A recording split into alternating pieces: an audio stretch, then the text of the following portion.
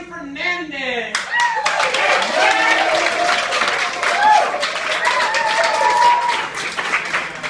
As Paul said, this is my first time hosting anything. This is my first time doing stand-up.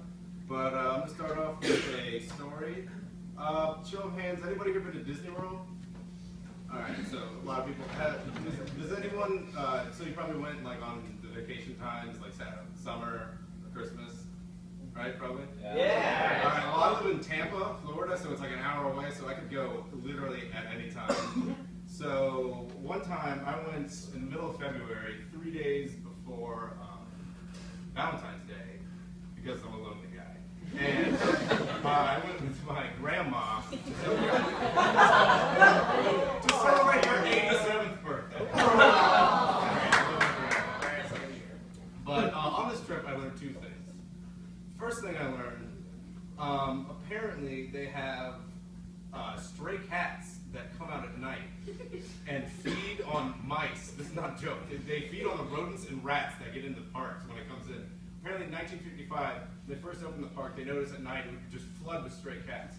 So rather than try and fight like the hordes of cats would come in, they actually started building them like nests to sit in and they fed them, and then they eventually just took up the mouse problem. Like it was nothing.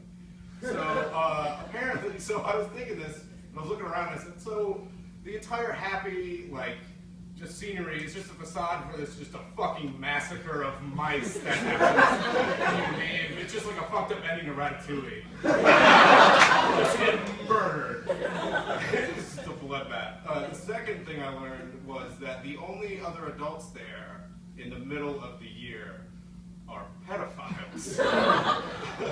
I went there, and there was just a bunch of shady-looking, like, 40-something-year-old dudes with these really thin mustaches, just kind of lurking in the shadows. They treated it like it was the off-season of the NFL.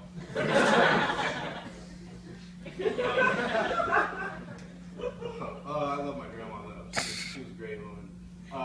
She was also kind of like a needy grandma, though. Does anybody have one of those? Like, she would always be like, oh, Charlie, could you buckle my seatbelt for me?